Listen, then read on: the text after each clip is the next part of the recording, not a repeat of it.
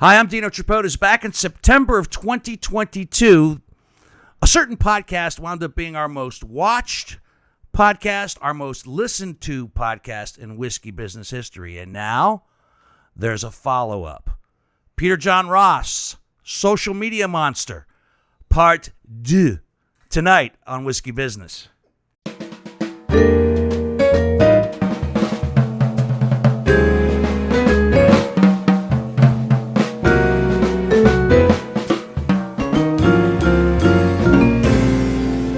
Hi, I'm Dino Tripodis, and welcome to Whiskey Business, the podcast not so much about whiskey as it is one with whiskey. In just a little bit, Peter John Ross will be joining us once again from a podcast we had back in September of 2022, Social Media Monster. At that particular time, his documentary was traveling across the country and the world in film festivals about a certain internet troll. And tonight we will get an update on where Social Media Monster is, where the case is today as we speak, and kind of get all the cool updates as it is soon to be released on Amazon Prime. We'll talk with Ross here in just a little bit. But I wanted to first do a couple fun little things with the boys because I haven't sat down with the boys. And the first podcast we had in a while was the Just Sweats podcast. Right. And my neighbor Bill Mattis was hosting that one, if you will. Cheers. And then we took another break for filming down to the Felt. Yes. And then when we came back. And that was just last week. The podcast that we just did was with John, Ralph, and myself. And you guys did the hosting. I need to take a drink. It's bad luck if you don't. It means you don't care about what was said, I think. Oh, no, this is actually pretty good. We'll talk about this here in just a second. Yeah, this is good. Yeah, you guys hosted that particular episode. Yeah, and was fun. Thank you. You Yeah, did a great that was job, really all fun. of you. Thank you, You sir. all contributed. Yeah. It was fun listening back. Like the more we drink, the more I guess it's like every podcast. I only had two. The But anyway. more lively and the deeper the questions got, it was fun. It was good. How did you determine who was going to be at the helm? I'm just curious because Johnny seemed to be the anchor. Yeah, And I just told him that I was going to do the business. Yeah, you know nothing about film And and I how know it nothing works. about film. And he's the tallest, so I just didn't want to fight. That's true. I mean, Yeah. I just assumed it was a hierarchy thing. Like it would just No, move not like, at all. Then it should have been Greg. like because I was last on, so I would still be in the wings of the video. Yeah, I so. told Jen when I got home, I got to sit in Dino's seat. I bet she loved that. Did she love that? Really? No, I don't know. man. She was asleep. She could care less. She just rolled over. So Yeah, okay. so, okay, You just whatever. affected her whatever, dreams. Whatever. No, but you guys did a great job, and it was a great podcast. That is currently running as we speak, both on YouTube and on audio. Podcast. Whoa! Thank you for subscribing on your favorite podcasting app. Yes, thank you very much for doing that. That's a little bit of business. It's an inside joke because for a couple of podcasts ago I was like it's up. Everybody's and it was like a month had gone by and no, in fact, wasn't it was up? not up. It was the Just Sweats. It was the I Just was like, Sweats podcast. hey, the podcast isn't up yet? He goes, what? Yeah, it was. So it is up, and It is up. Thank you for subscribing on your favorite podcasting app, wherever that is. Rate and review it. And for joining us on YouTube. Johnny takes care of the YouTube channel, and it is unedited. If you want to see all the unedited footage, go right to YouTube, and you get to see all of the craziness and Chip fun-loving. only needs to be on camera, and then he lights up. Also want to thank our podcast family, the Evergreen Podcast Network. Thank you so much for allowing us still to be part of your internet family. So, check out Evergreen Podcast, whatever you're looking for. They in a look podcast. something for everything. Evergreen's got Facebook and got all of Instagram. We've been pushing a lot of stuff out there. I want to talk about two more things before we bring Ross up here in just a second. Our guest bottle is still lovely, a lovely remnant left over from down to the Felt in our product placement. This is Hatozaki Japanese whiskey. Hatozaki, it's named after the, if I remember correctly, the oldest lighthouse in Japan. Oh, my daughter's in Japan right now this summer. She's going to be there for another week. I should tell her to go see it. Go check it out. I don't know where in Selfie Japan with it is, but It's not that big of this an is a island. 100% malted whiskey with a nod to Scotland. So when you sip it, and if you taste a little, feels like a little scotchy, it's probably a good reason. But it's actually very flavorful and almost a little sweet. Yeah. It's last cleary. week the Scotch lacked sweetness. So just the hint of sweetness this has makes a big difference. And barley, is that right? That's probably what it's heavy in. Right? Wheat, corn, barley, and rye. Barley's the one that makes it taste like Irish whiskey or Scotchy.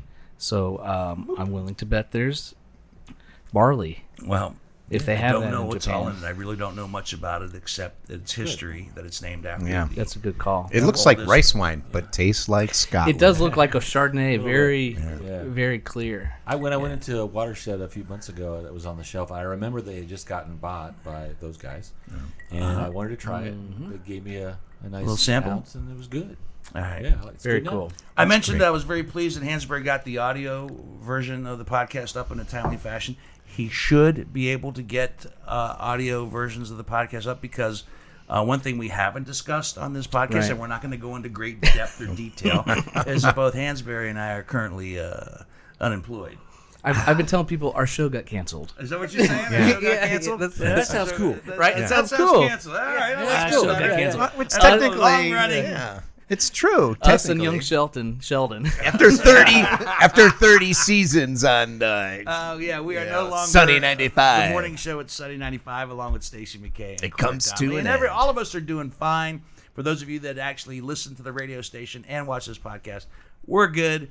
We're gonna be good. We're not going into any ugly details, but there is one problem. I think Hansberry has the same problem as I do. Is that now I don't know what to do. Oh, not the picture. I don't know You what got it. to do with this. Oh yes! Oh, Oh, Dino, you look Listening awesome! at home, it's a giant. Oh my God! Really Picture Photoshop picture of him. of Dino It's that hung on the You wall. know what? at No, the radio it's- station. It's a glamour shot. It's a headshot done by glamour shots. Like a That's what it 3 foot by is. 4 I foot. should put our pictures together. Yes. And give them to the highest bidder. Oh, there we man. go. And get nothing. Yeah. And Yeah. continue to be humiliated. Yeah. Seriously. The opposite of Wow. break the internet. I have no idea what they asked me. Do you want it? I said, yeah, I kind of do. Maybe to burn it in effigy. No, you can't get rid No, of that. don't burn it. Oh, Greek Fabio. Greek Fabio, Fabio I guess coming from Oh, no, I gotta the turn it the gallery other way. here. I can't stand it. Oh my God! It's got to go out in the So- It's got to. the That swamp. picture's got to be 15 years old. Yeah, the bar. Put it out by the bar. I'm not putting it out on display anywhere as in a- my home. as an Why ironic would I- thing, if as I'm an gonna put it out on irony. the- why don't I just put it over the top of my bed? Yeah, welcome, ladies.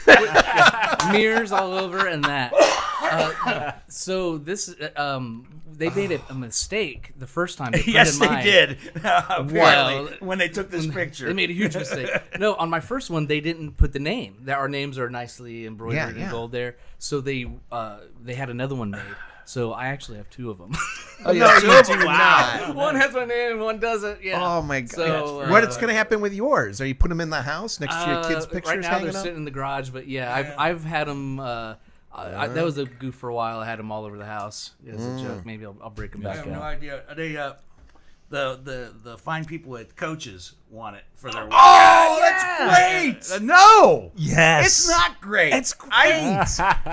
I like to go to a bar It'd be- to be anonymous. They'll and never quiet. recognize I don't, you. Yeah, they won't. You're right. That's true. Given that picture currently as They'll we put it speak. over Glamour your stuff. bar stool, Yeah, right there. those are good. Dino's bar stool. Yeah. Did Dino die? No. That's No, great. no, he was just canceled. It was just canceled. The sunset Anyway. at Sunny 95. All right. Chip Cosell, if you will, please problem. take your other seat so we can bring in our guest as well. It's good to see you, buddy. Thank you so much. Here he comes. And joining us on the podcast once again. We were just saying, it just seems like it was 6 months ago, but no, it was September of 2022. Peter John Ross is back, ladies and Was it gentlemen. really that long ago? September, I looked it up, September of 2022, where we sat down here and started to talk about a situation that you got involved in. How many years now as we speak? If we were 12. 12 as we speak. 12 years and counting. With an internet troll that just wreaked havoc upon you and others as well over the course of these years, and you turned it into a documentary called Social Media Monster, which has received accolade upon accolade upon accolade upon accolade at various film festivals across the country and so forth and so on, and now is set to release not as we speak, but by the time this podcast drops, it will be out on Amazon Prime. Wow. Da-da-da. For sale and rental. For sale and rental. Nice. Not on the true like streaming, like they didn't buy it like that, but it's for sale and rental on Amazon Prime. It's already currently streaming on a couple very minor streaming services. Those are cool though. Okay. So I get giddy when I can turn on my TV and there it is. Sure. You see your movie. I've done that too. Yeah. Well, just leave it on. I in the put it on background. because they have ads, and I'll get paid every time I leave it on and keep my cats company. When I go out of the house, I let the movie I play. never thought about that. There you go. And if you buy it, it's printing. It's like making money. It's just printing money there. Yeah, I'm only giving away 40% of the money. Yeah. Now, obviously, you don't need to go into to the details, but obviously, you're going to get a little kickback there, right? If you support local filmmaking, if you buy that or rent that. Oh yeah, I get a pretty good percentage from Amazon Prime, but right before arriving here, there's about a 90% chance that Mr. Burdick will have that yanked from Amazon Prime. Oh, A 90% chance. Is there a 90% chance he'll be successful? Yes. Really? What angle He's- did he take to get that cease and desist? I don't want to be flippant about this in any way, but I did state over a year ago, I said his last line of defense, his last tactic to try to get it removed, and he did it last night. He is saying he will kill himself if they release it. Wow, man. Wow. And I never want to mock suicide in any way, shape, or form. No, that's serious, and I would hate to see that happen. I genuinely do not want that to happen. All anybody really wants is for this guy to get mental health help. But in this case, I know it's a terrible thing to say, but I think he's using suicide as nothing but a poker chip at this point. Sure. It's like, You don't know. That's the thing. You don't know. You And don't why would know. Amazon take a chance? Oh, exactly. To them, hit and delete is nothing. Yeah. And they could be liable because you warned them. Mm-hmm. Wow. So, yeah, he's got about a 90% chance of success at getting that movie removed from Amazon this week. And it was okay. So it may be out on Amazon Prime when this podcast drops. It So what's your defense if he does that? Like, If he prove him actually wrong? does what? Yeah. I mean, I think the big thing but the thing is, in the last 24 hours alone, that's one of many excuses he's flown at them, at Amazon. He went through the fact that he thinks that I don't even think he really believes this at all, but he's saying to them, I'm anti-LGBTQ+. Because in the movie, someone I interviewed said, I think he's faking being LGBT just to try to grift these people at IHOP. So again, I think the best thing to say is summarize the movie again because nobody hasn't seen it yet. Sure. But essentially, this is a story that the documentary Social Media Monster is all about. Yeah, let's recap that. Yeah, I'll just recap it real 5 minute, quick. real quick. I'll just do a quickie thing. For those that did not watch, and you should go back and watch the one from September 22. It's fascinating. I had a ball, and I think we discussed some really important stuff there that no other podcast has hit on. But Social Media Monster is essentially about this guy, Matthew Burdick, shows up in this Midwestern town, St. Joseph, Missouri. He has an incident at an IHOP where he gets into a fight with a bunch of people, and he claims in the middle of it from his own iPhone video that he's LGBT when one of the guys calls him a fag. That's it, they said. And he says, did you just call me a fag? He goes, yeah, just to see how you'd react. And from there, it just escalates, and he then claims, well, this was a hate crime. And it just escalated because he just got convinced more and more that this, I don't know what his actual thinking was, but he escalated it to the chief of police, the entire city council. He invented what he calls a quote-unquote newspaper, which was really just a WordPress blog. Right. Called the Daily Independent Journal, and he would then write articles about different people in the city, different individuals. They were just like hit pieces. Mm-hmm. And it just escalated into this enormous Facebook war. I'm Peter John. Ross. Just Ross is fine. Sorry, I'm sorry. We've only known each other roughly 20 years. I'm so sorry. When you have 3 first names, you don't know I which know. one to pick. Which one should do I have to use admit, now? I In which do have to- capacity do I use the name? I don't know what a press blog is. What is that exactly? You said He what is created a that? WordPress blog. What which does that is really, mean? I don't know what that means. WordPress is a company that you just write your little journal online. DIY Word- website. Yeah, DIY website that's free Okay. for anybody. Okay. From your age group, which is roughly my own. yeah. Your Okay. age group would be like GeoCities. Remember GeoCities? Yes. So it's like a GeoCities, but today. All right, gotcha. So, but I have no yeah, idea about what that. GeoCities Sorry, Gotta is. go put it into chip talk. Sorry about that. I had to date it to the early aughts, so that Early aughts. so people our age would Sure. understand. Exactly. But then and real quick, how did the battle between the two of you begin to escalate? And Well, so that's forth and that's so what's on? even more weird is the whole reason the movie exists is because I had a fight with them on a film website in 2012. right. And it wasn't even a fight, it was just a disagreement, but then he started emailing me. And they were completely different names. And so what happened is here we are, that was 2012. Well, this is 2018, like 6 years later.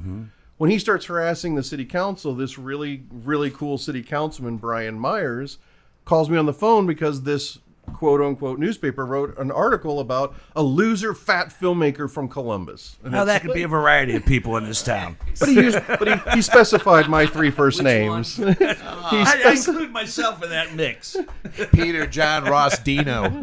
He actually did say specifically it was me, but he used my name, and I'm pretty easy to find.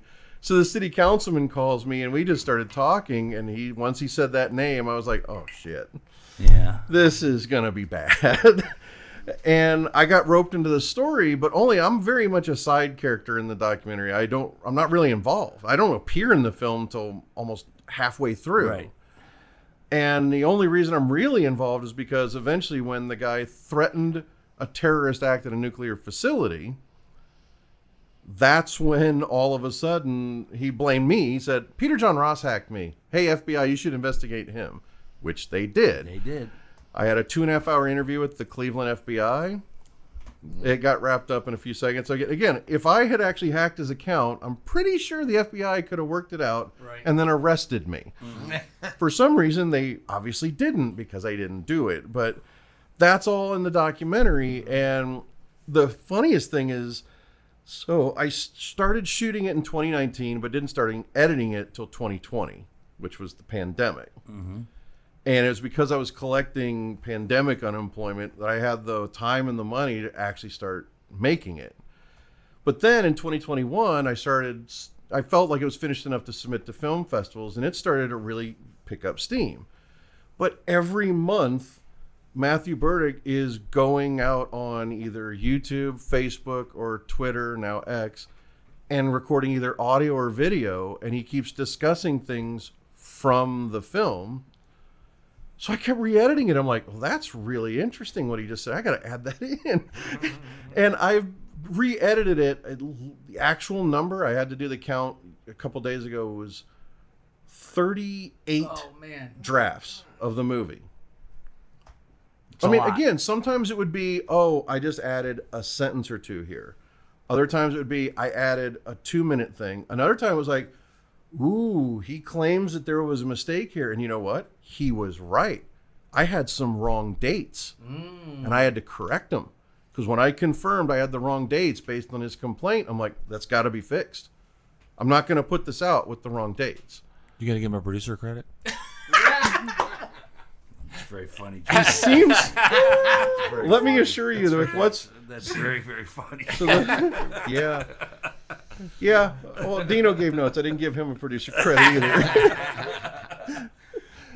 You know what I find fascinating about this? I mean, still, all the years that it's been going on, and from where it started, and I'm going to make a comparison to something that's going to that you're going to either agree with, love, or like completely hate, one way or the other. There's no in between.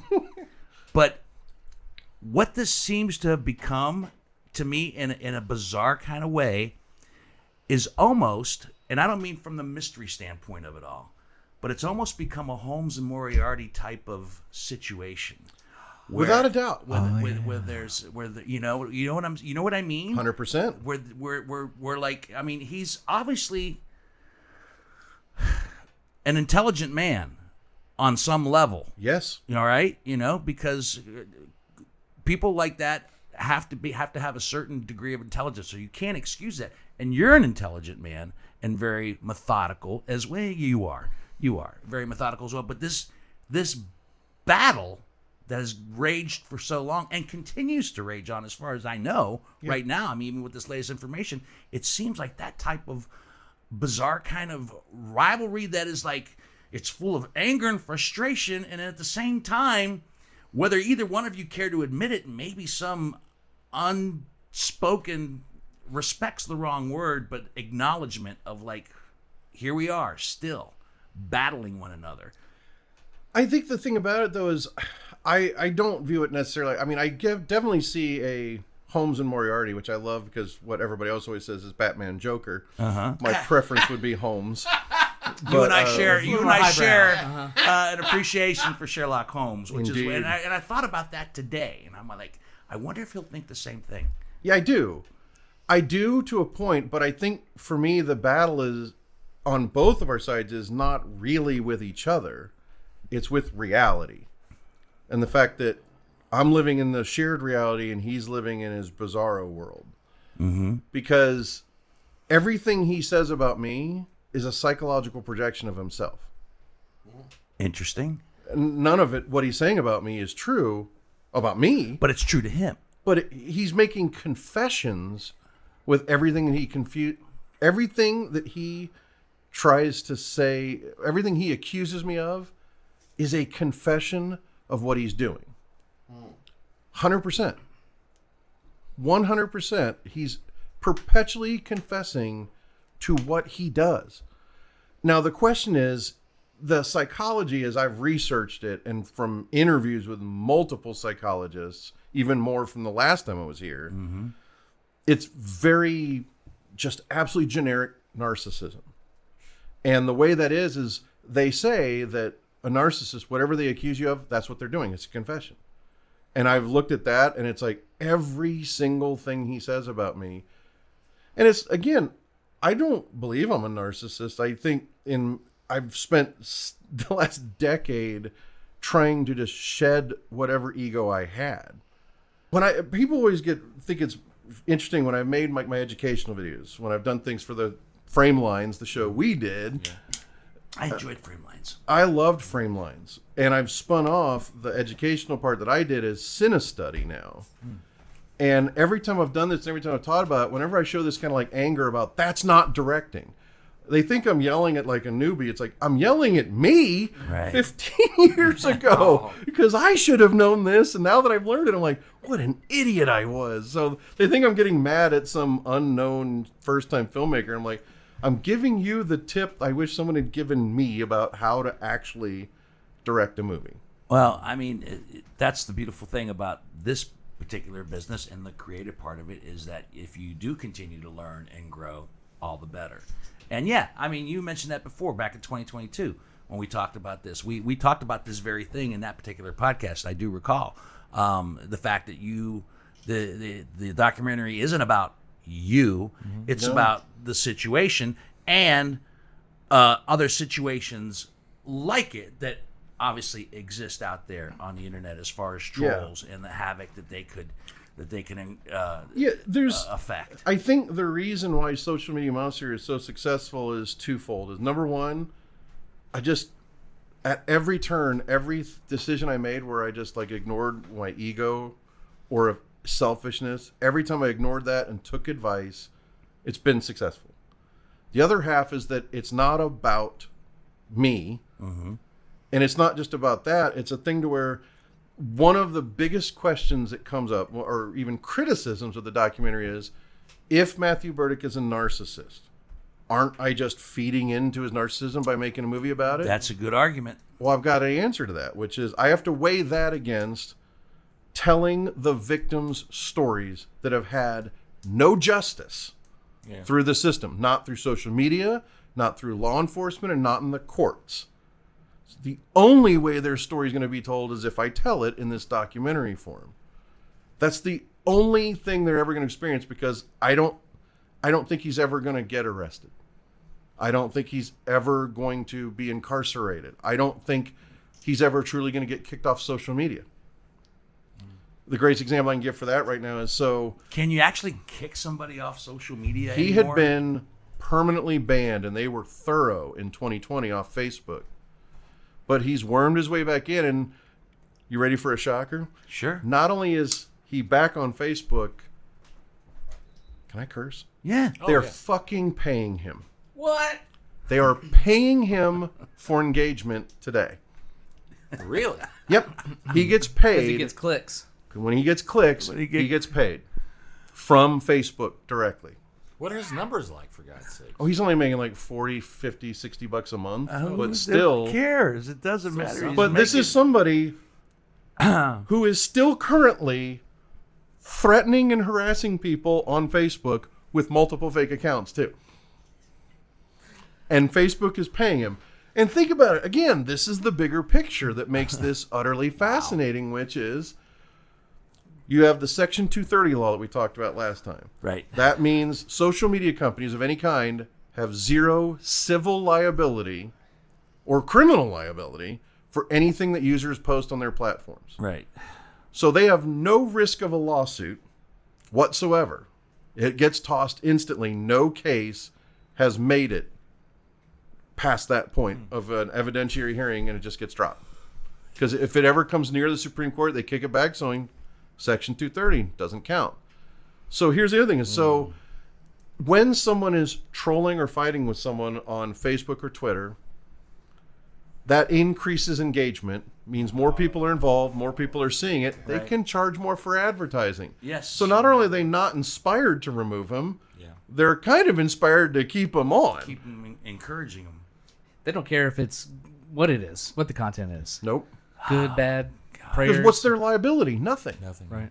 If he actually does the type of thing he's done, like if he accuses someone of being a pedophile, they're like, take it up in civil court. Oh my God. Then you have a guy who's living in his car with no address, no mailing address, and no way to serve him on a criminal or civil lawsuit. So he's still floating. He's still mobile. In fact, earlier this Goes to month, Buc-ee's he every raised weekend.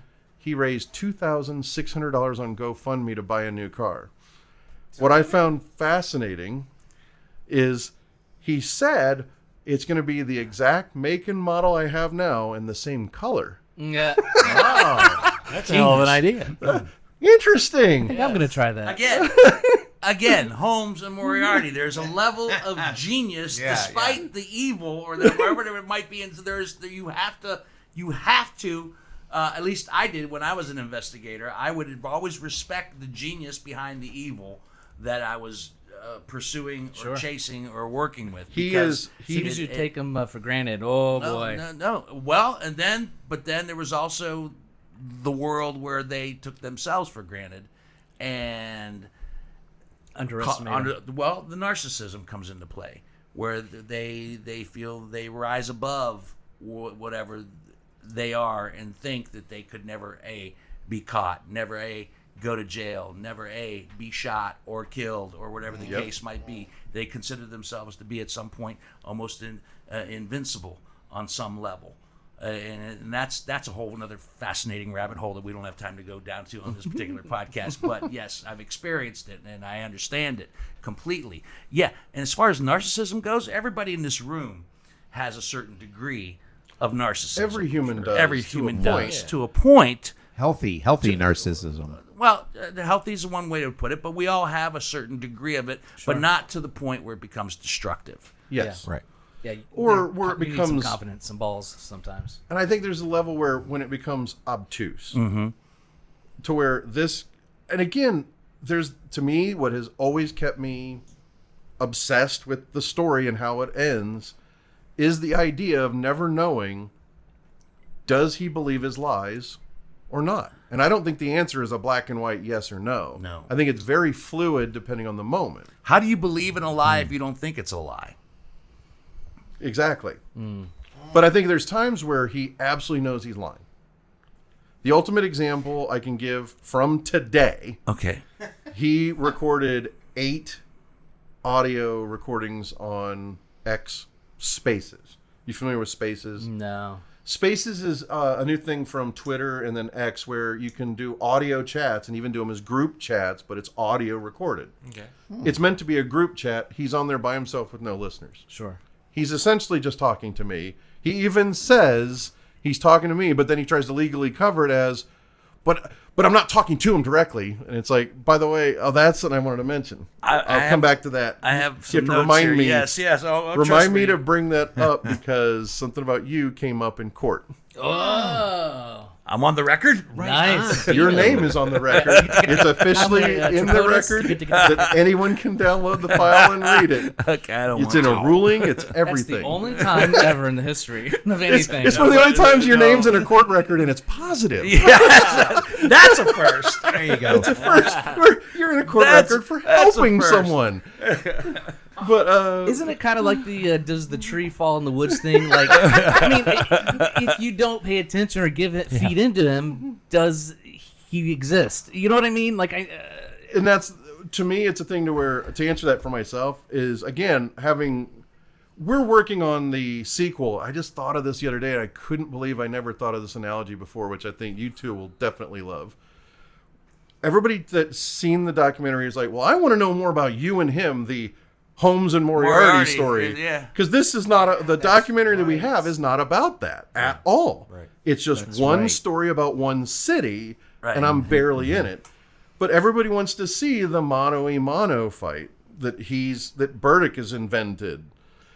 And the thing about it is I resisted it for so long, but talking with the co-director of the sequel, I'm not going to direct anything that has to do with me or my life, but he's like, we are making it parallel stories of 2 guys of a similar age from similar places. Like, we grew up like 8 miles apart. wow. That's Missouri. crazy. 8 miles apart. His dad was a cop in the city where I grew up, Wadsworth, Ohio.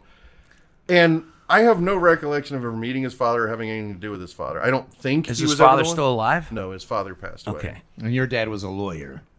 My dad was Cap not and a a lawyer.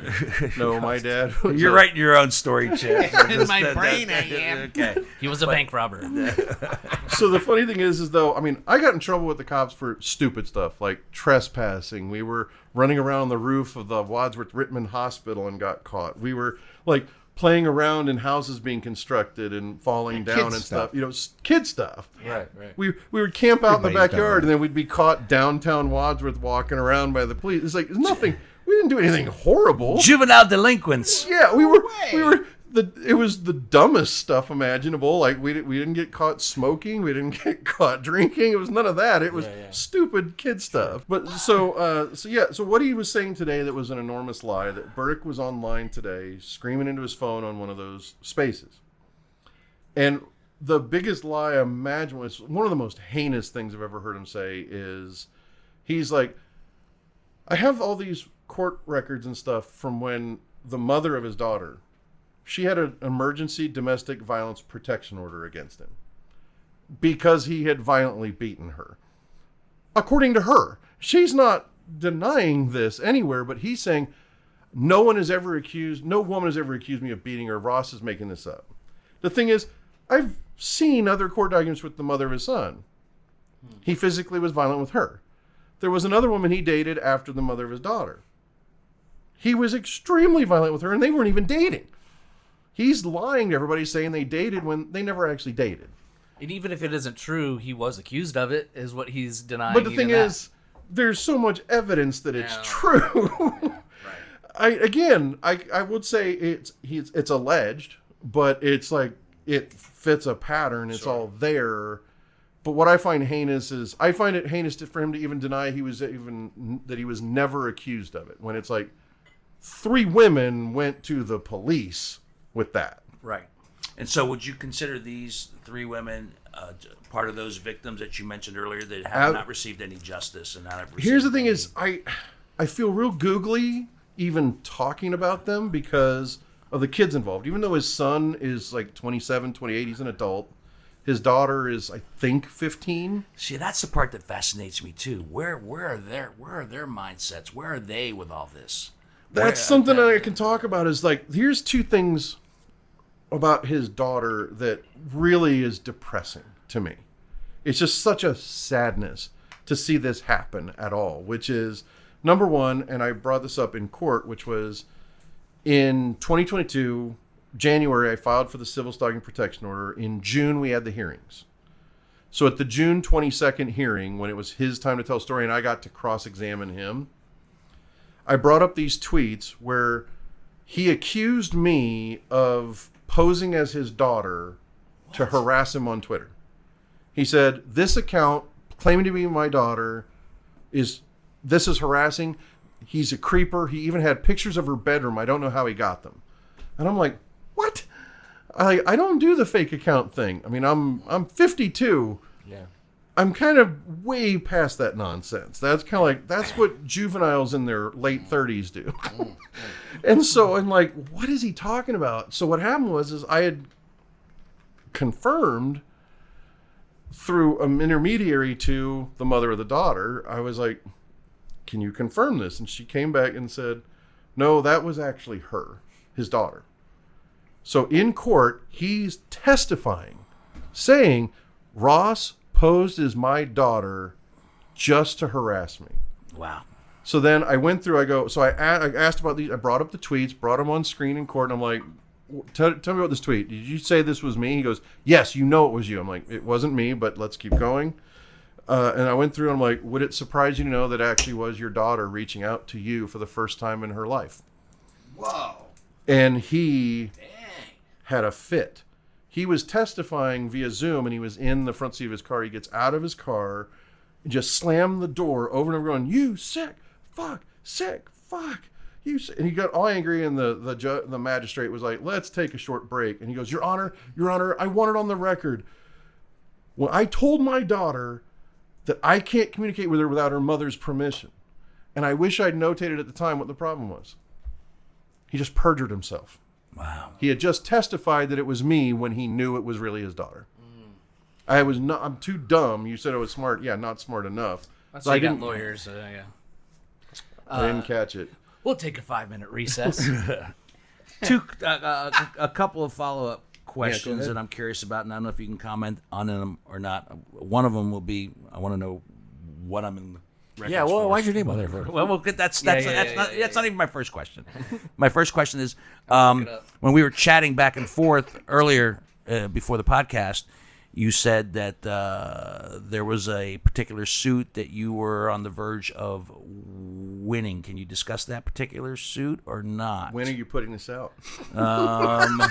Next week. Then I don't want to discuss it Okay, yet. fair enough. Okay. Good No, enough. I will. No, you don't have to. That's why I prefaced it honestly, with if you could and if you can't. I totally respect Honestly, that. it's fine. In 3 weeks from yesterday, I will win a defamation lawsuit against Matthew Burdick. Nice. And Technically, not Matthew Burdick, Matthew Burdick LLC. LLC, his company. His company. And is that what's the significance of that? right. Have you lost these before? I have filed a defamation lawsuit against him personally, and after 8 months, it had to be dropped because we couldn't find him to serve him. He keeps screaming at the top of his lungs, I'm not dodging service. But at the same time, that's like saying, I am not stabbing this woman. I'm just inserting my knife into her stomach over and over again. But I'm not stabbing her. Right. So he's like, I'm not evading service. I'm just making it so that I can't be served. So it's like, I don't know why he needs to defend against the fact that he's hiding from service, because it's been really effective. Yeah. But, like so the Giuliani. point of anybody forming an LLC, a limited liability company, is to protect yourself personally from the actions of the corporation. Right. Well, in his case, it worked backwards, because you can pierce the corporate veil, meaning you can make the individuals responsible by a series of 4 standards by the Ohio Supreme Court. Well, he never had separate bank accounts. He named his company Matthew Burdick LLC, making it pretty clear who runs the company. He's the sole officer and manager of the company. And then he even had himself set as the agent of process, which is very relevant in California. So those are 3 separate positions. Is that where the company's set up at in California? It's set up in California. Okay. So what had happened was he made a post on MatthewBurdick.biz, which still says Matthew Burdick LLC official site, by the way. And he set it up on the official site. He issued a press release to Columbus saying that Peter John Ross announced a class action lawsuit to defend pedophiles. He interviews himself in his own press release that he wrote and posted on his own website. And that's the only thing I actually sued him over, was this one thing, because it's on the LLC website. Gotcha. So I sued over that. And you won. Not yet. Not yet. Not yet. So Remains to here's be what seen. makes this turns out just by almost, again, I wish I could pat myself on the back more, but this was not some act of genius. It's just pure luck on my part. So there's several layers there. He established jurisdiction in Columbus by issuing a press release aimed at Columbus. It's on the LLC website, which means I'm suing the LLC for doing it. Since he's the only person in the company, he can personally be held liable, but I don't have to serve him. I only have to serve the company. The company, yeah. So he Which knew has this an was... he knew... So here's the thing, is the address he used was a mailbox store. Mailbox and passport store in San Francisco. Wow. Which means everything we had sent registered mail, they would mail it back. The bat phone. It is the bat Commissioner phone. Gordon. The bat phone. The It's Sherlock the super phone. secret line that you have as a private investigator is ringing right now. Why don't you tell everybody, Jeff? No one knows the number except that one person. Except for the telemarketer that's calling right now. So wait, just for the record, we can include this in the podcast. We Or can. we kill it. Okay. We can. Because I'll explain why. So the interesting thing about this is, so we tried mailing everything for a signature, and it came back. Somebody sent me a copy of his driver's license. So I had his actual address, which was in Santa Barbara, and guess what? Also a mailbox store. Wow. And stuff came back from there. So I'm trying to figure out, what the hell can we do? He's living in his car. He is literally bouncing between state and national parks, living in his car, very obscure places. Another guy who filed for a restraining order last summer runs a 4x4 rescue group that got into a fight with him, and he filed a restraining order when Burdick threatened his life. I still haven't gotten a copy of that. I got to get out to California to physically get it from him. But they were telling me, it's like, yeah, we're watching the 4x4 groups. He's all over the place. He's all over. I mean, that's California. the interesting part about this. I mean, there's the battle between you and him, but he's busy with other people too, doing other things. And have other people pursued, for lack of a better word, justice or a resolve to the same extent as you? Oh, no one's come close to me. No. No. There have been other people that have filed for restraining orders. I think it was after our podcast. One of the most famous things he did, which I would love if you edited in, just the last 3 minutes, was the hearing in Reno, Nevada with an NBC reporter. Did we talk about this last time? We did not. I don't think so. No. There's a video from court. An NBC reporter in Reno, Nevada, filed for a restraining order. He showed up via Zoom again. And when the judge granted it, Burdick told the judge to go fuck himself. Oh, wait. You sent that to me after the fact. Yes.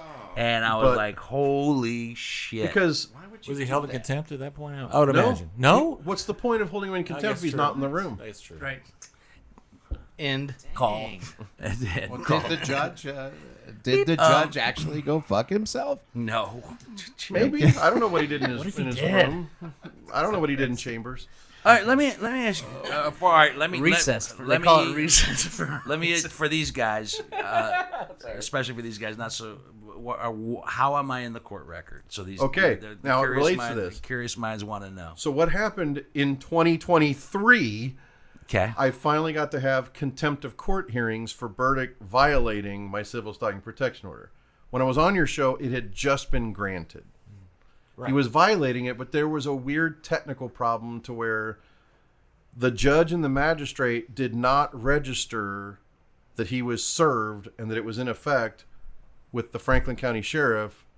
So every time I'd call the police, they're like, we can't even take a report because we don't have it listed. So that went from August to December before it even got logged into the court. So the only thing I could do is file contempt of court motions that he violated it. And the judge is getting like pissed because she's like, why do you keep sending these? And I can only speak to her through motions. I'm like, because there's nothing with the Franklin County Sheriff. They're like, just give them this. And I'm like, I gave them this. They said it has to come from you. So for 4 months, I had this bureaucratic nightmare till finally the magistrate sent it herself. And it was like a light switch. Suddenly I can call the police every time, and it just gets logged in. The problem is they're all misdemeanors. No warrant radius outside of the city of Columbus or Franklin County. It's utterly meaningless. He can even go back to Akron and hang out with his family and go like this to the Franklin County police. Flip them off. Nothing's going to happen to him. So the interesting thing, though, was the contempt of court hearing was interesting because he was held in contempt for violating the restraining order, and the one she specified the most was when Burdick made one of those spaces to you, Yes. tagging you personally, he talked to me in it. Because what he specifically said in it was he found it really funny that I have a gun in my house now because of him. And I've been anti-gun my entire life. I'm not saying anti-gun like repeal the Second Amendment. Just saying I've never wanted to own a gun in my life. There's one in my house today singularly because of Matthew Burdick and his violent threats towards me. He thinks that's hilarious. And then he started doing this whole thing. He's like, hey, Peter, I heard there's a lot of gun accidents where people playing with cleaning their guns at home shoot themselves in the head and they die. I hope that doesn't happen to you. She's like, that is a violation of the Civil Stalking Protection Order. That's the whole reason we have it. And here's the punishment I'm saying. We're just going to keep the Civil Stalking Protection Order in effect. That's it. That's it. That's ballsy. Yeah, that's really showing him. I know. That's so helpful. Yeah.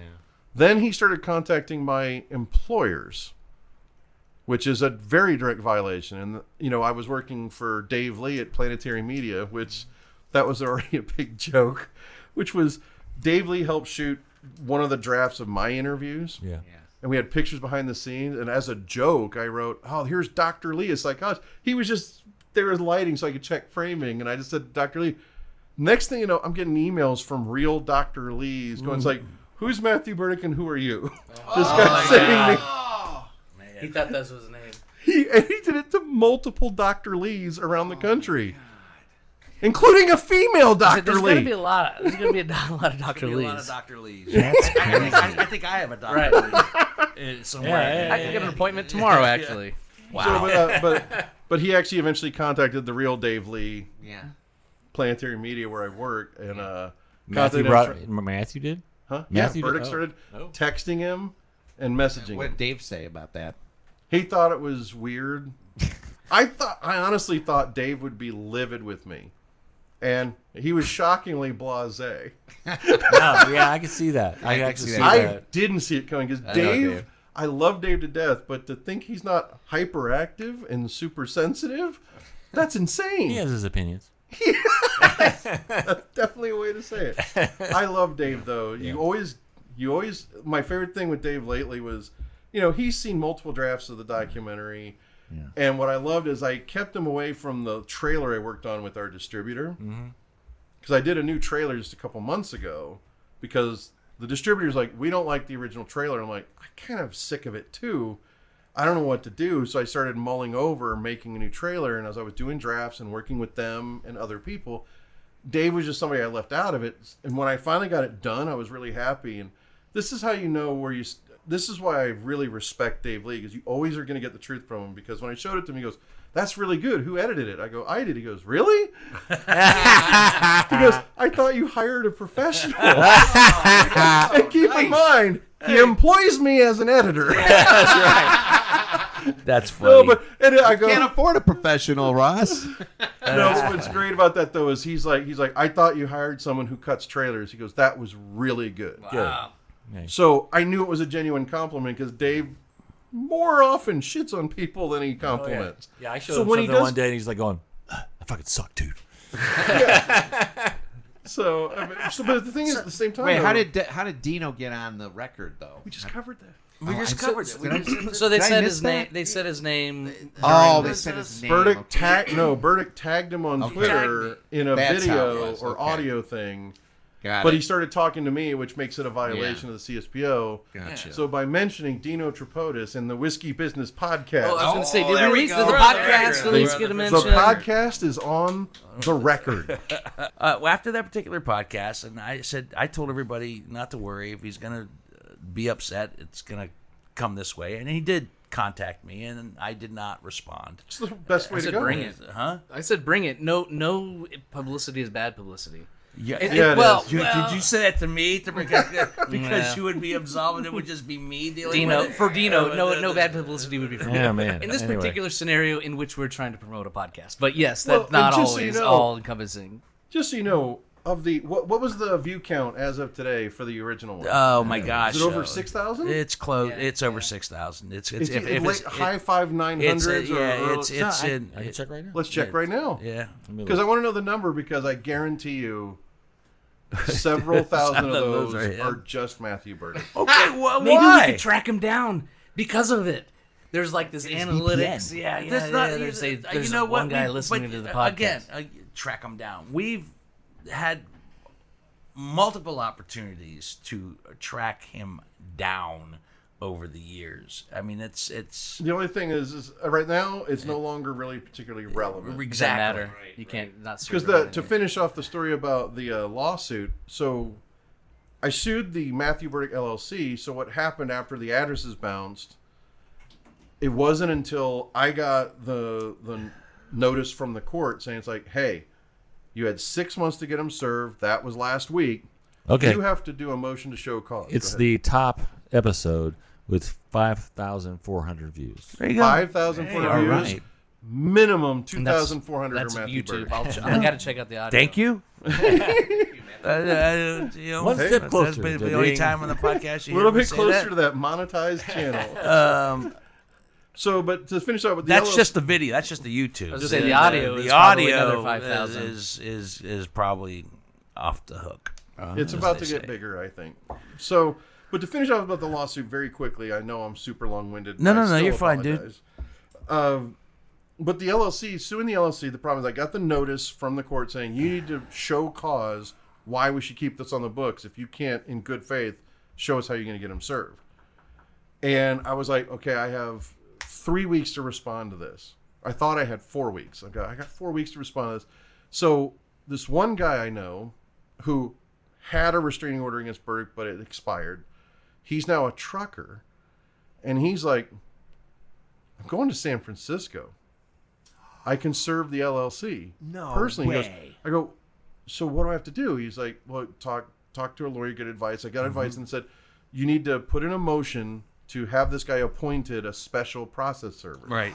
Because anyone over 18 who's not directly involved in the lawsuit and has no financial benefit from the lawsuit, which this guy has not mentioned in the lawsuit in any way. Yeah. He's not a party to the suit. He benefits in no way from this. Oh, I want to do that. So Say, what do they pay? I can arrange Let's that go. for you. I've had many an attorney ask me if I wanted to process, What do they pay? serve people. Huh? What do they pay? And I don't know free. what they pay. It's not. No, it's not do it free. for free. You're not gonna. Don't do it for free. Don't do it for free. Don't do it for free. You're putting because your life at you risk. are literally, because depending on who you have to serve, it could not go your way. I was, Most of the in time, movies, you're serving an angry husband Yeah. for a divorce. Yeah. In the movies, they dress up like a pizza guy. Yeah, yeah. You That's know, like, illegal. Hey, oh. That is illegal. Oh, you Yes, can't it do the is. pizza You guy cannot thing? do that. You cannot You do you're that. saying movies you are cannot not telling me serve the them under truth? false pretense. No, you So cannot. what Because did of you the do? movies, that's why it became illegal. That's the movies. So what happened with the truck So driver that guy? was the truck driver. I get him appointed process server. He goes out to California, serves the place, but then I screwed up the paperwork. Oh no! It didn't count. Ross! Gets better. So then, He's an Gets editor, better. not a paper writer. several days, I'm not an attorney. I've never claimed to have. After all these years, you could probably pass the bar. With everything Just so you've you gone know, through. I did take 3 online bar exams and passed each one. And passed each one of them. But I'm not actually applying for the bar. I don't want to be an attorney. But I got it straightened out. And this was not with the court. It was with the clerk of courts. I got that taken care of. He goes back on another run to California. He goes into that mailbox store, serves the address. He files it online himself. It's served. And that was a little over a week ago. So that means Matthew Burdick LLC has 28 days to file an answer. A lawsuit is technically called a complaint. You file a complaint with the court. He has to file an answer. Well, the thing is, again, I'm not an attorney, and I could be very wrong here. So I want to make sure that caveat's very clear. Every move feels like a checkmate. If he personally logs into e-filing, he gets automatically served on everything from the civil stalking protection order and the contempt of court. So he doesn't want to log in because he thinks he has plausible deniability by saying he's never signed into e-filing. Then it wouldn't matter if he did, because he can't file anything. He's not an attorney. You can't represent an LLC. Only an attorney with a bar card in the state of Ohio can submit any paperwork for this case. Gotcha. So every move. So even if he hires an attorney, if he hires an attorney for himself personally, I can object to it because I didn't sue him personally. Then the other thing he did that made just even sealed the deal was 3 days before he was served, he actually filed with the Secretary of State of California, because he keeps saying, I resigned from the company, and the company was dissolved 2 years ago. But the thing is, the Secretary of State of California that's, you know what it's like? It's Michael Scott in The Office. I declare bankruptcy! That's what he's acting. He's like, I just declared it. It's dissolved. And he's acting like... I said it has to be true. So and the thing is, No money in the bank. the Secretary of State of California is like, still active. Yeah. You have to fill out paperwork to dissolve. And the not only do you LLC. fill out paperwork, he can't dissolve it without paying all the fees for the last 4 years. No way. So it can't be dissolved, but it also can't function as a legal entity until he pays all the back stuff.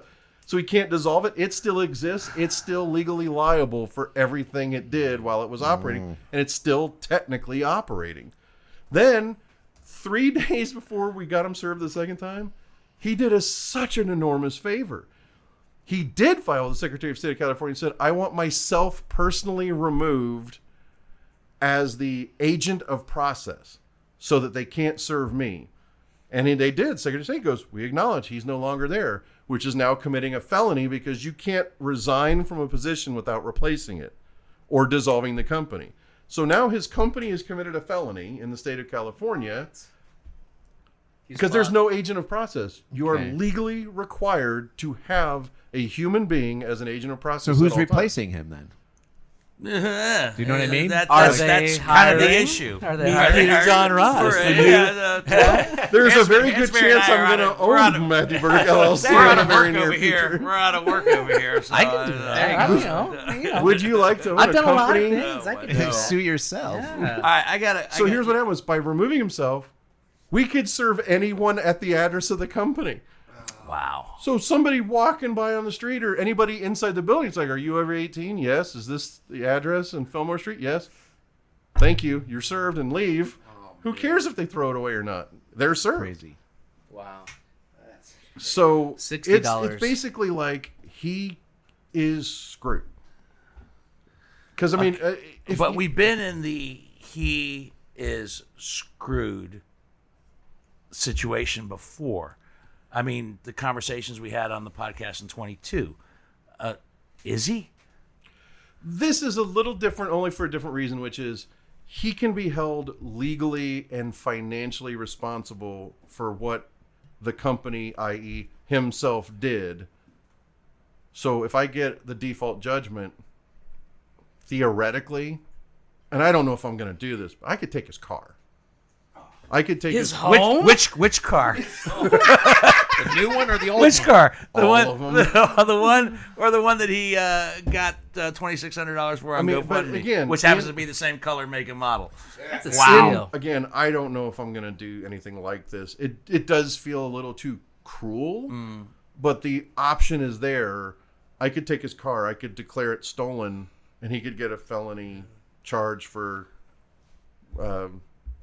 But What then, was that you're term? sinking low down to Moriarty's No, level. what do you call the thing of Grand Theft Auto? Yes. He could get charged with Grand Theft Auto and it's a felony. Let it go.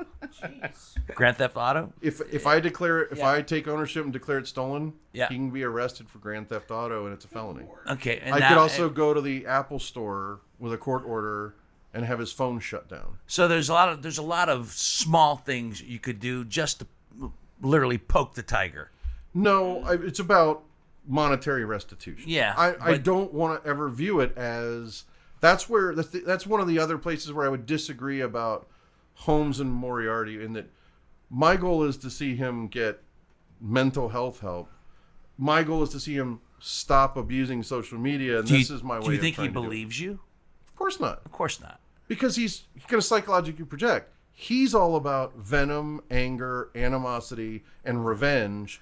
So his assumption is everybody is like that. Venom's a good I'm going to word. ask a question to both of you, Okay?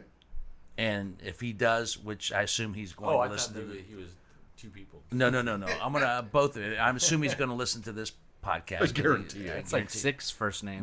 My question to both of you, and we're going to start wrapping it up here soon because Hansberry, you found something that you wanted to obviously talk about. But, you just want me to hit it real quick? It was just $60 is the average price you get per service. Oh, okay. Thank you, Chip. $60 if you I'll want. do it.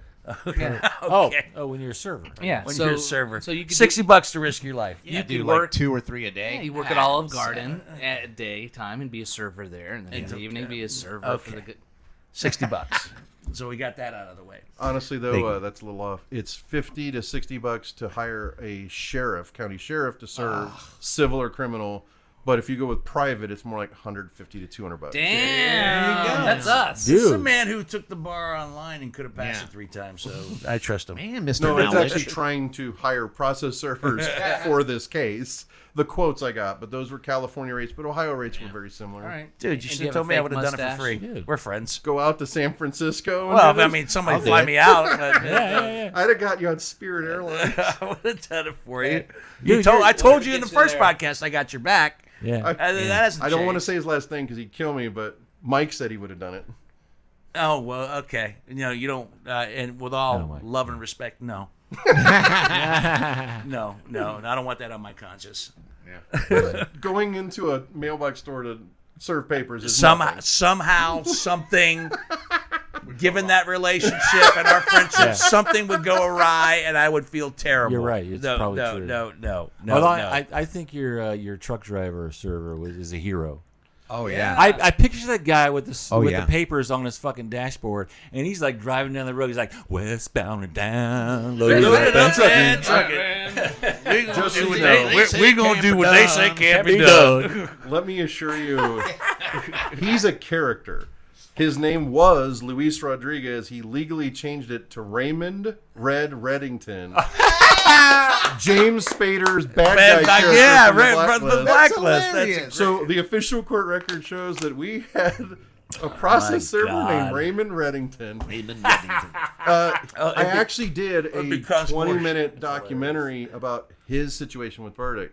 Okay. Because he's a truck driver, but I don't know exactly if he's a millionaire, but he does very well, and he's truck driving more just because he feels like it than out of any kind of necessity Sure. And he wants to travel across the country. for free or be paid Yeah. tens Yeah, of why thousands of dollars a year to do it. He's having a ball, but he used to run a homeless shelter. I did a mini documentary. It's about 17 or 18 minutes long, just about his story with Burdick. I was in shock at how good that was. Nice. Because he's a very interesting character, and he is a hero. Will you in his own attach way. that to? It's just its own thing. Will you attach that as an extra? On the down DVD. line? Yeah, it's already available. It's already out on YouTube. We're at. Oh, I want to see that on It's YouTube. YouTube. If you do the search for Sonny Boo, SONNYBOO, Sonny Boo on YouTube. It's SU now? No, Oh, I SONNY. think you said you. I hope not. Sunny Boo is porn with you. You don't want that. Sonny I want to Boo. get the U. Sonny Boo. S-O. Sonny Boo. So it'll just be part of your repertoire. So there. I did want to cover one or two. I was little gonna, things. I was going to say first thing, let's cover anything that I haven't asked that you want to get out there. Then I have a couple questions, and we'll wrap it up and see where it goes from here. But you 'cause first. I don't want to go nearly as long as we did last time. I understand. No, but, no. The two things I wanted to make sure I covered was number one, we did 52 film festivals. We won 15 awards at 12 of the festivals. We got finalists at 17 of the festivals. Nice. And in all of that, in one of them, which I think I covered last time, was one of them that gave us an award yanked it back because he accused us of racism. They said, the email just said, we don't have time to investigate it, so we're canceling the award and taking away your official selection. Racism. Everybody's white in it. What are you talking about? What racism?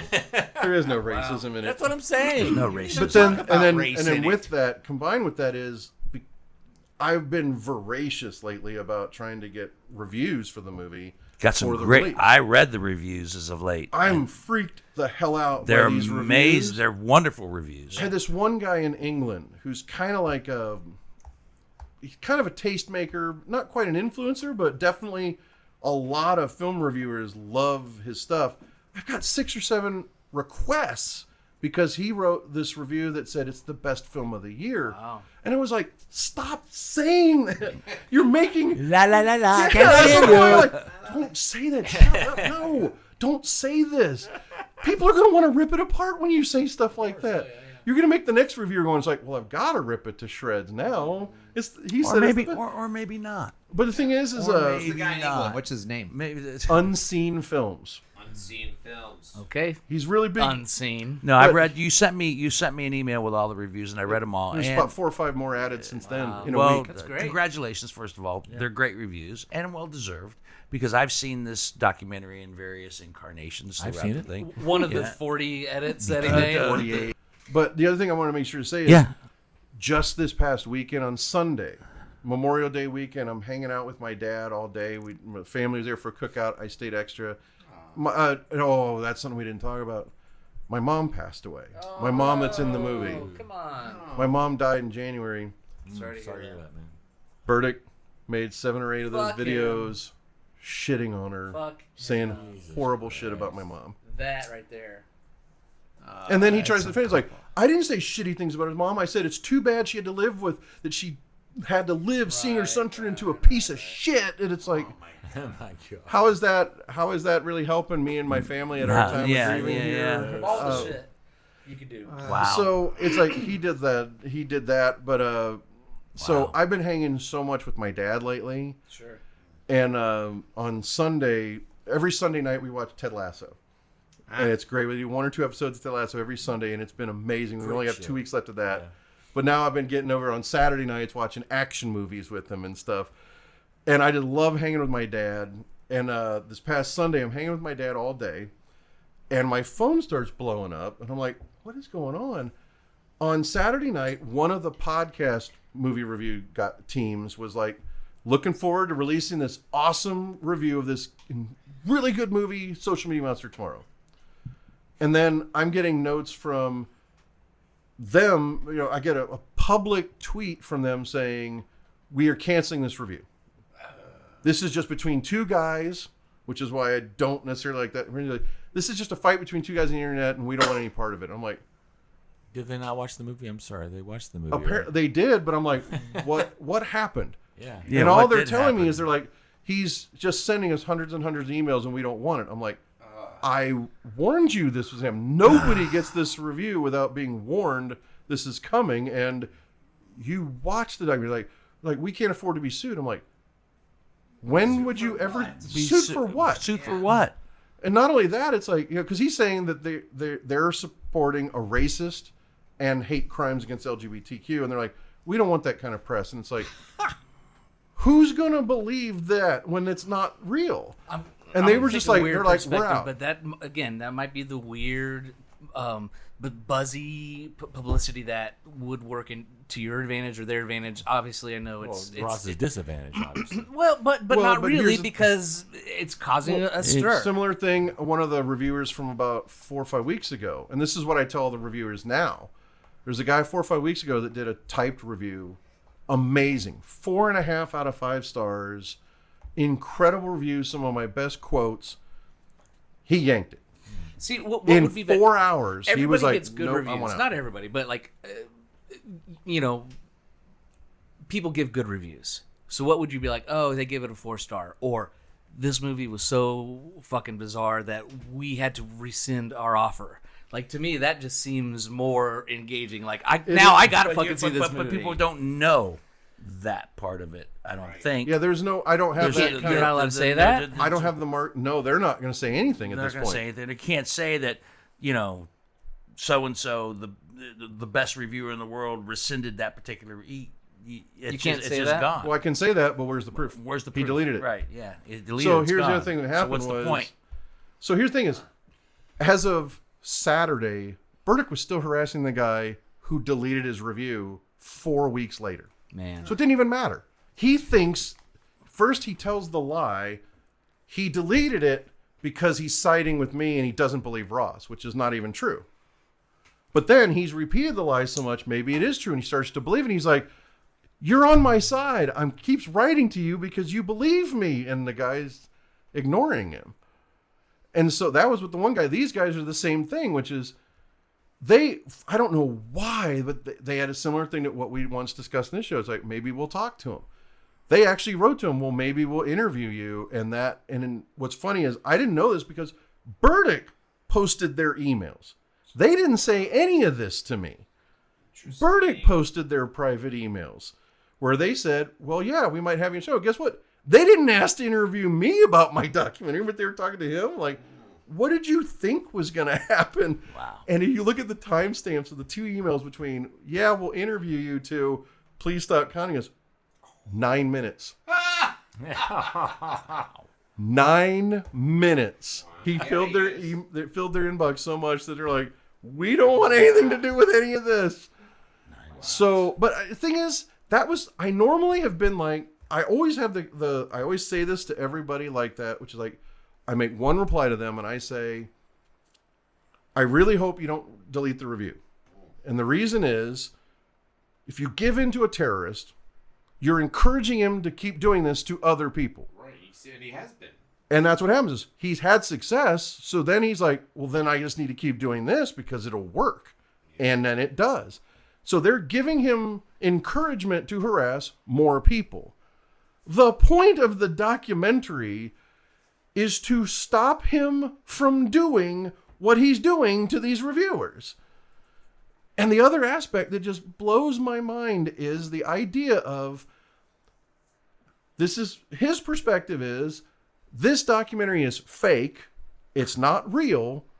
I never did any of the things in it. Like, I never sent hundreds of emails and Facebook messages. Now, let me prove that's not me by sending you hundreds of emails and direct messages on Facebook. It's like, how does he not see the irony of that? Like, you're proving the documentary's accurate.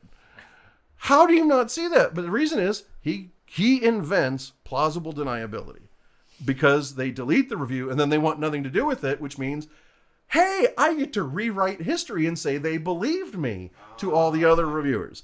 And they're not going to say shit because they're terrified of me.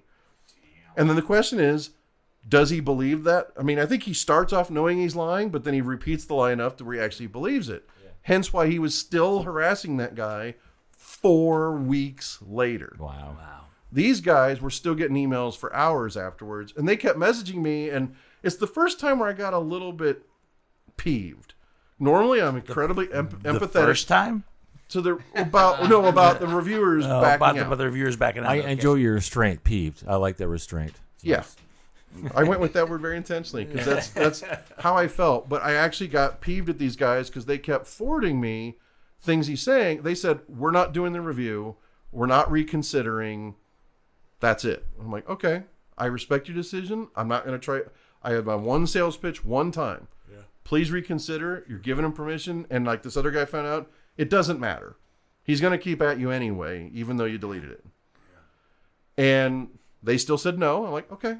But then they kept messaging me and like, what do we do? And I'm like, watch the documentary. Wait a minute. You want my help after you just screwed me over? Yeah, exactly, right. But the thing is, I didn't get pissed off. That's why peeved is the right word. I was irritated by it a little. Yeah.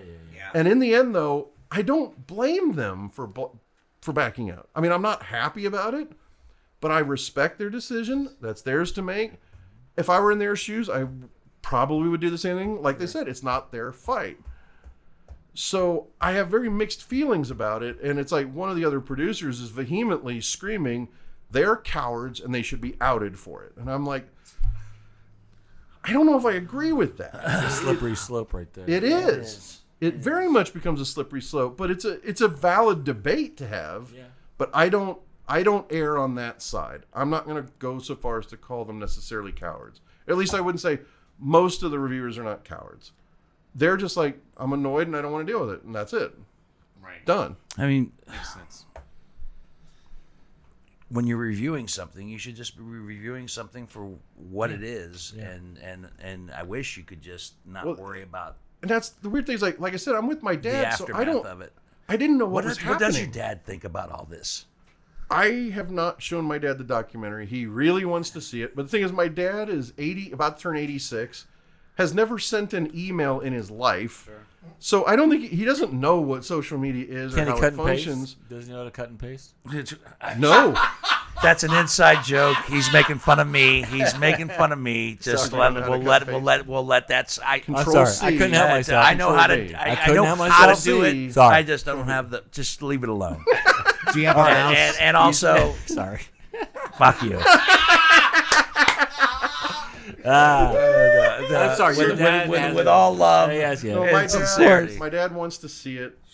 But the reason I don't want my dad to see it is I don't want my dad to be scared for me. I understand that completely. I mean, my parents, when I did the screening at Grandview, they couldn't come because they're both in walkers, and that's just too much for them to show up, go in the theater. Like, going into a restaurant is like a once or twice a week thing at the best.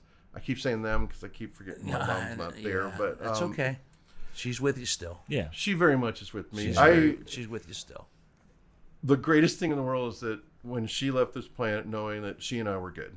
Good. That's great. Good. That's awesome. Knowing that, I mean, because ever since my brother died with brain cancer, our entire relationship changed for the first time since I was like 6 years old. Wow. We were actually close. That's cool. So for the last 8-9 years of her life, we got to actually be good. That's good. And she was so fantastic in the movie.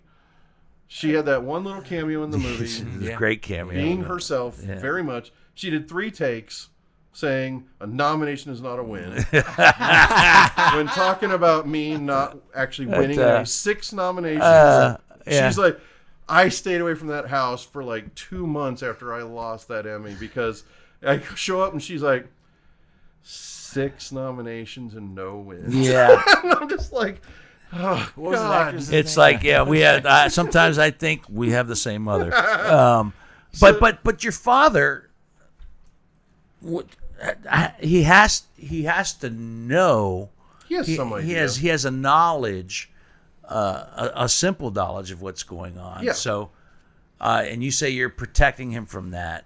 No, I'm protecting him from worrying about you.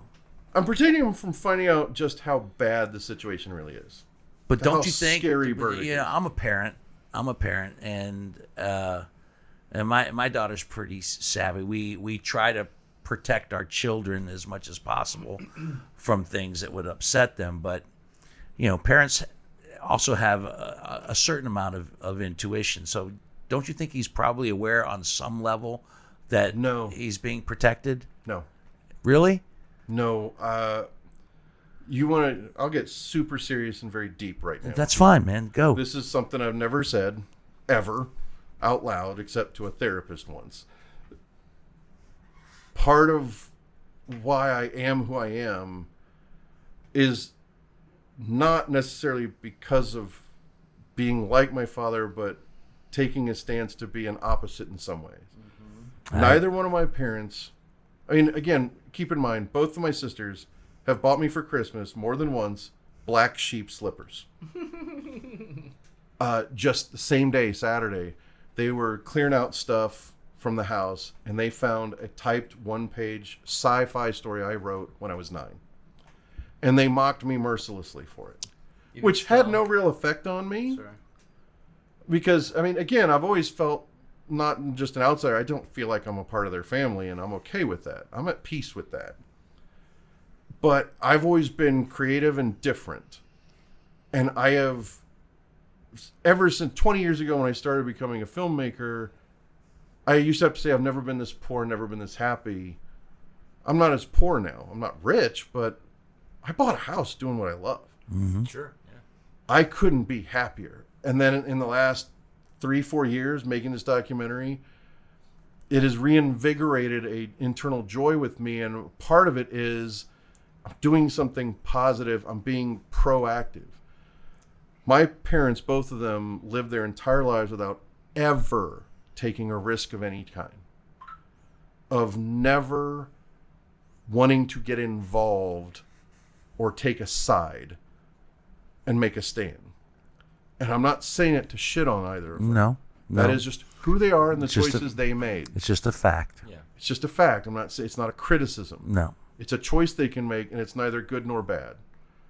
It is not a choice I can make. No. And as I've said before, it's like, I'm not married. I don't have kids. If I'm the main guy's target and if he does something to me, that's far less of a loss than like a father or a mother or a child or something like that. I'm willing to take the stand. I'm willing to take the heat. And more importantly, I will put in the kind of time that most people can't to try to solve this problem that everybody is passing the buck on. Mm-hmm. And I think that my father won't be proud of me. I think he'll be disappointed in me. Seriously.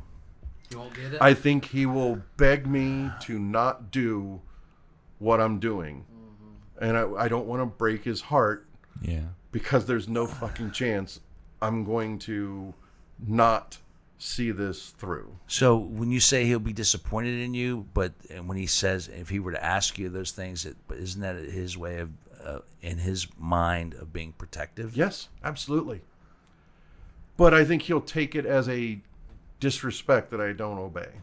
I think he's going to take it as me being rebellious, me being irresponsible. He will see it as, he'll take it as a personal affront of, I already lost one son. Why are you setting yourself up to lose my second son? I understand that. And I don't want to deal with any of that because I can't. Sure. I do relate on some levels. I have strived my entire life not to be like my father, who I had an estranged relationship with. In respects to my mother, there's a lot of things that she doesn't know about my life. But, a podcast? Well, no, but when the whole Oxygen, Real Murders of L.A. came out, my mother's like, You did what? When? I'm on a TV show, Mom. You were investigating people who killed people. When did this happen? You know, the things that I kept her out of because, you know, one. I could see that. Sometimes you want to just tighten stuff up. Sometimes children are also protective. Yeah. Of their parents. Yeah. I honestly don't think. Thank you for sharing that. I think both on the level of the computer and social media aspects that are going to completely go past my father. Mm-hmm. Yeah. But when he sees the video of Burdick, hears what he says, and starts to get a sense of what are you up against and why are you doing this, he's never going to understand that it's like, and what he really will never understand is it is the values he instilled in me that are making me stand up. Right. So Ross. But he won't understand because that's not something he would ever do. So Ross, when are you going to show him the documentary? Because I think the only way to open his eyes is to show him the documentary. My nephew and I are going to show it to him Thursday. Is he going to rent it or buy it? I already loaded it on a thumb drive. He knows a guy. He can get a copy. All right. Speaking of, I got 2 more questions, and then we got to wrap it up. All right. First question is, and you mentioned this earlier, that we talked about the fact that it's supposed to debut on Amazon Prime, but because of Matthew, it may not. But you also mentioned that it's currently streaming on some smaller platforms. So Yes. my question is, if he was, if he knows that it's streaming on other platforms, is he only raising his head in fighting it because Amazon is the larger Big name. No. platform? I mean, it's already out. He can't find it. He can't find it on the other streamers. No. But he's so good on the internet. How Yeah, can he find it? that's my point. Like, if it's already streaming out there, why is he complaining or fighting and claiming to kill himself if it goes on Amazon? It's the only one he can find. He would say the same thing to any of them. He hasn't found the other ones yet. So you're not gonna give up the names of where we can find it online. No. Okay. I'll tell you after. Okay. Yeah. It's all right. anyone who emails me that I can confirm their identity.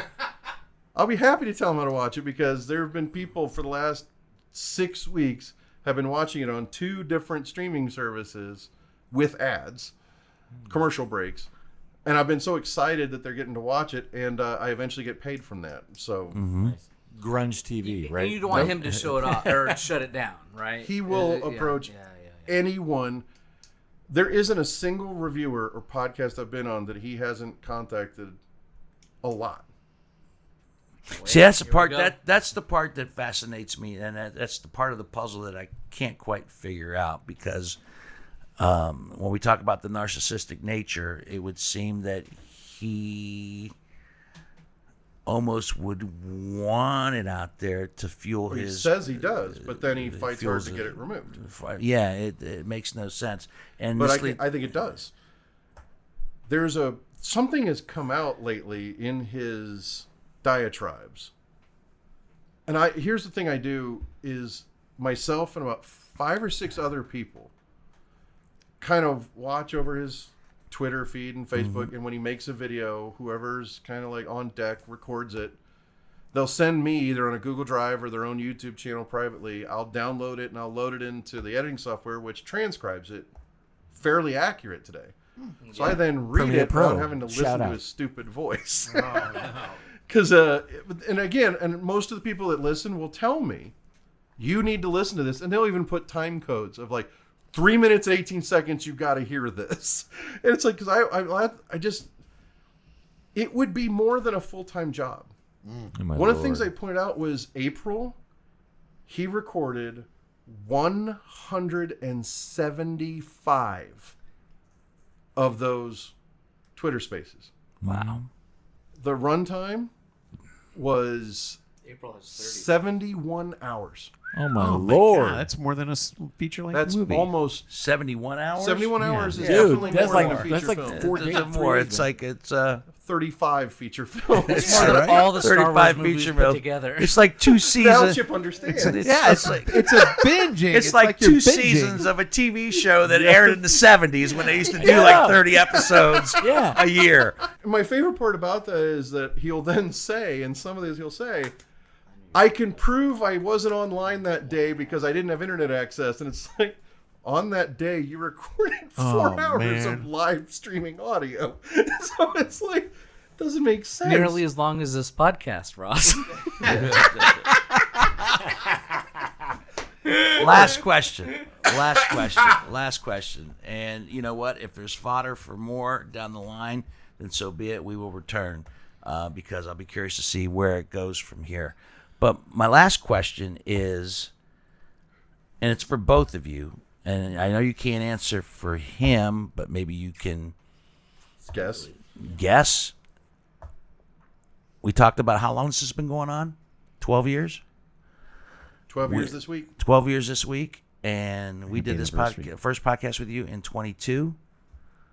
Are you getting tired? And do you think that he is getting tired? There comes to a certain point, no matter how passionate you feel about something, there is a certain amount of physical and mental fatigue that starts to weigh, and at one point, as you like, Oh yeah, you got to walk away. you gotta Especially walk away. when your work is Yeah. your lifestyle. Yeah, is for your sure, life. yeah. I mean, So, to answer this, I can tell you, I can give the answer on both. I do have a point where I will stop. In fact, there's a couple things happening all at once, which this ties everything together in a knot. I know you wanted a short answer, but I can't do it. No. That's okay. Go. The long answer for me is we have our last film festival in June, and it happens to be in a city where we're going to get 3 or 4 interviews for kind of part 2 of the documentary. I led up to this earlier. I never actually said it. I just occurred to me because I just watched that TV series, The Offer, Yes. about Al Ruddy and making The I Godfather. love that. Just did it? Who just passed away. Who just passed away? Yes, yes. Like what, yesterday? no. Or Yeah, today. Well, the news came out today. Ruddy's but dead? Ruddy's dead at 98. 98, 98 or 94. One of I those. can't remember. But still, I mean, a Good good long long- career. Yeah. But I just seen that, and I just rewatched. As soon as it finished, I watched The Godfather in 4K. Okay. And I was just moved. And then when I was doing a podcast the other day and talking about the sequel, I was saying it's like everybody wants the Holmes and Moriarty, and I'm like, that's what part 2 is. But I was thinking about it, it's like, well, part 2 goes before and after the St. Joseph story. I'm Part like, 1. and I just thought, like That's The Godfather Part 2. Yes. Right, it is. And I was like, oh my God, that's what I've got to start saying go. because it's true. Which Ruddy had nothing to do with the second Ruddy one. had nothing to do with Right, the he second walked one. away. He wouldn't do the second one. And neither did Bob Evans. That was one of Coppola's stipulations, Oh. is that Bob Evans could have nothing to do with part 2. We could do a whole podcast about the Godfather. decided to open up a I could restaurant do chain 4 hours instead. on everything I know about the Godfather. You know what? And Bob that's Evans something maybe wanted to go. we'll invite you back on a whole different Biscuits level. and Time for that. A whole different level. But to answer your blueberry question is, pancakes. so how that relates to what we were talking about is I have shoots in June in New York, LA, and a couple other states in the middle that we're doing for part 2. And then at some point in July, I am taking 6 months where I'm going to have nothing to do with any of this. I need 6 months completely cold turkey away from anything to do with You got to make your editing. money, dude. Do There's you a think lot of that's editing going on. is that realistic? What are you gonna do? Is that realistic? Do you think you can do that? I know I can, but like an addict, will life and everything that's been involved The with this only- allow you to? the only thing that could change that from happening is a large sum of money. Which leads me to the very last thing I wanted to say about this, which is, so I'm extremely unhappy with my distributor that got me to where I am right now. I think they have undersold the movie. I think they didn't even know what to do with all the film reviews I got. And I'm like, what do you mean? And they're like, well, we've never had a filmmaker that went and did interviews and got reviews. I'm like, I'm with the wrong company. And with these, and the thing is again, I don't want it to ever feed my ego, but I'm thinking of it putting on a business hat, producer hat, thinking of it as monetary. With Sure. these reviews I've got, Sure, yeah. with the reviews we've been getting for the documentary, with 4.5 and 5-star reviews, and somebody saying it's the best film of the year, the film is not doing what it should be doing in terms of a deal. Understood. And so I am considering, if it is 100% going to happen, if Amazon yanks it this week or next week because of verdict, I am 100% canceling the contract with the current distributor. Can you? Yes, Okay. I have an out. Okay. Good. 14 days notice, and I'm out. That's it. Baby reindeer. That's a huge thing. I can't watch that show. I'm only 3 episodes in. I'm sorry. I know. I couldn't not do it. I asked you not to go down that let rabbit me hole. tell Stop you. wrapping up. All right, wrapping up. I'm only, We're not just so talking you know, about Baby I'm Reindeer. only 3 episodes in. We're not talking about it. Yeah. I tell you what, Dino, we can record it as an extra. Yeah. Here's the thing is, I got. very, very, very quickly, I'm only 3 episodes in. Don't fucking spoil it for me. I have a real hard time watching it because I'm I listening. bet. Believe it. Yeah. But that's it. Okay, I've got a question for you, other Ross. than telling you, other than telling you that I dropped that name in every email to every reviewer. I've got a question, Ross. Shoot. I'm sorry. Dino prompted this question. Dino, so Trying it's your to wrap fault. it up, boys. I know.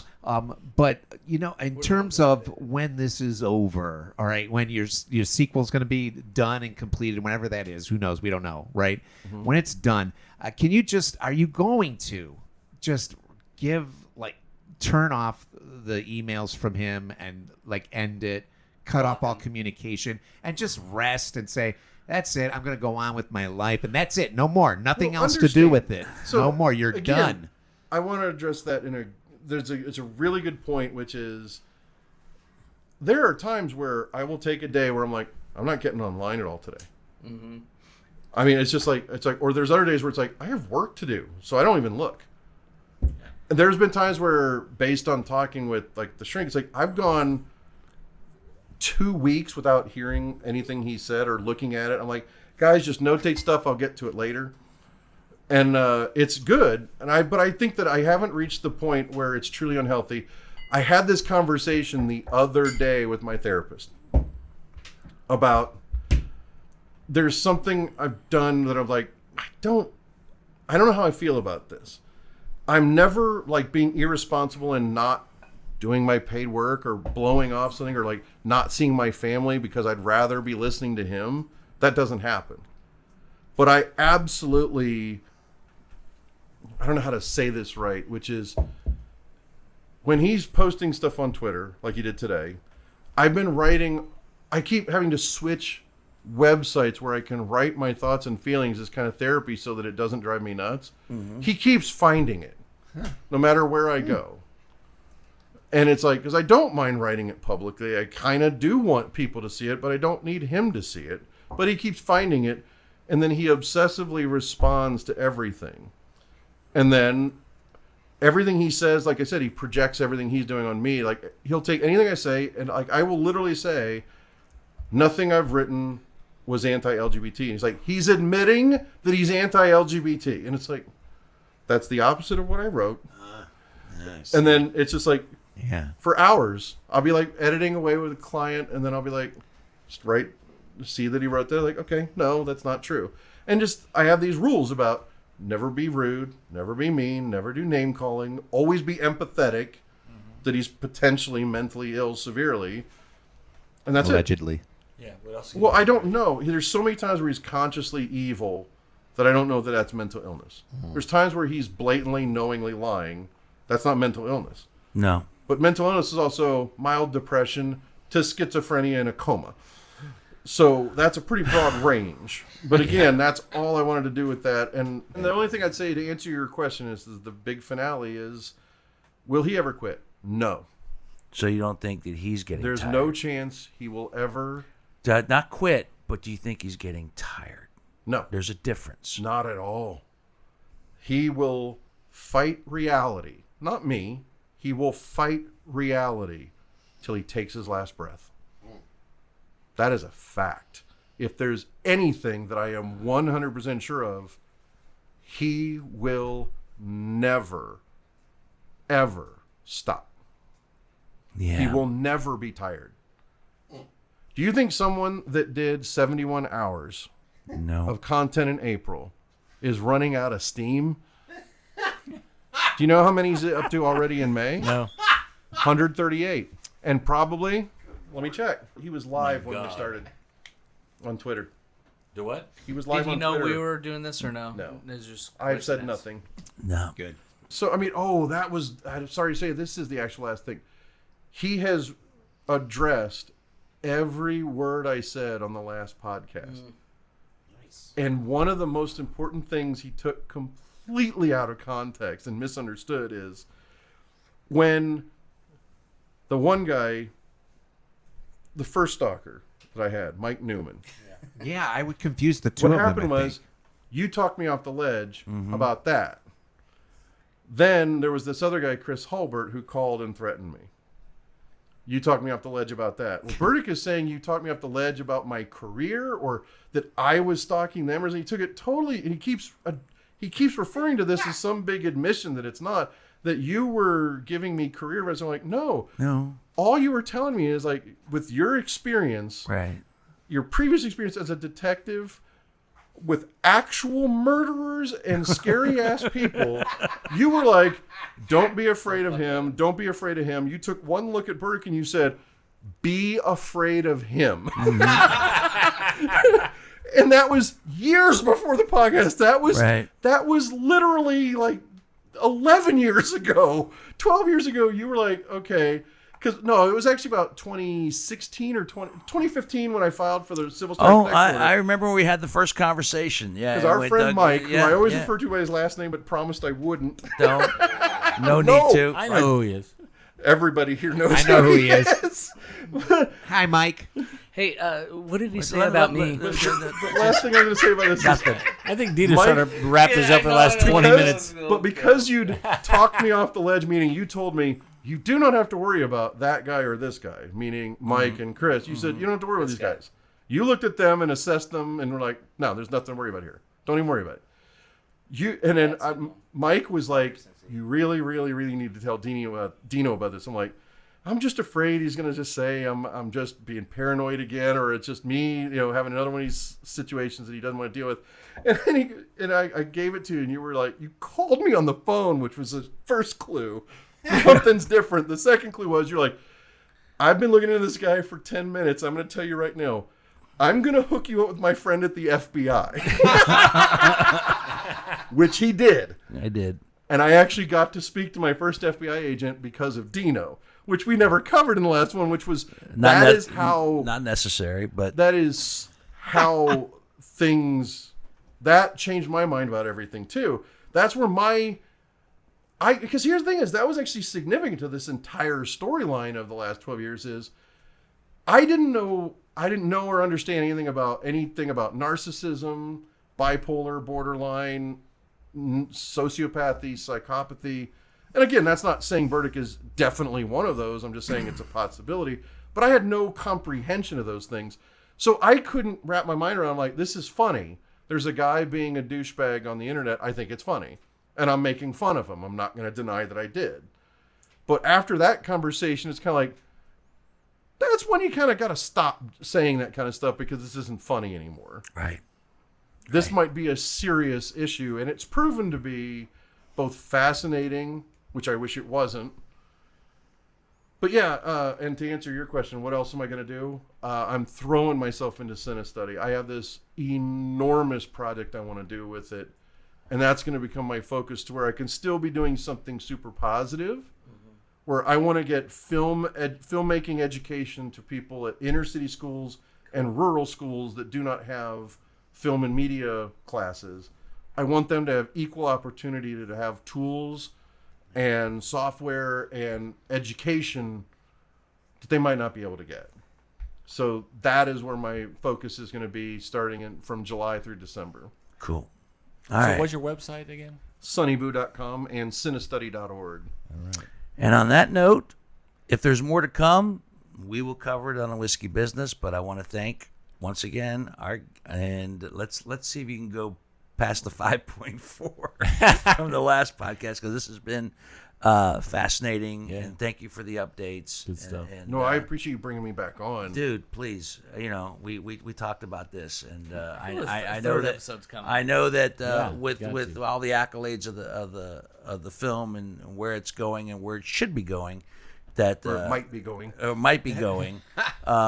that you have other offers to go to other places as well. But I'm glad that you came back to us to kind of update things. Our guest has been Peter John Ross. The documentary is Social Media Monster. It will live somewhere before it's all said and done. Chip, you're right. We did finish the guest bottle of Hatozaki Japanese whiskey, and It was very good. it was very good. 80 Once proof, again, so it went down well. it went down easy, went down smooth, and once again, the name based on the oldest Japanese lighthouse. Ross didn't like it. Lighthouse, which we've shed a lot of light again tonight on Whiskey Business. And Very so, my friends. Wait. He's got to do the All right, do all the quick Thanks business for real quick. subscribing on your favorite podcasting app. Please just share with your friends. As we know, social media can be a huge good or a bad thing. Share it. Facebook, In this case, Instagram. hopefully a good thing. Yeah, Good thing. YouTube, Whiskey Business with Dino Tripodis. John does the complete unedited version. Normally the audio is a little, I cut it out. Whiskey Business. Evergreen Podcasts. yeah. That works. Yeah. That's it? No other online documentaries you want to mention? You know. Well, there's Instagram. this thing I've been watching. All right. Until my name is Dino Tripodis, and until the next bottle and fascinating conversations, see ya. Yeah.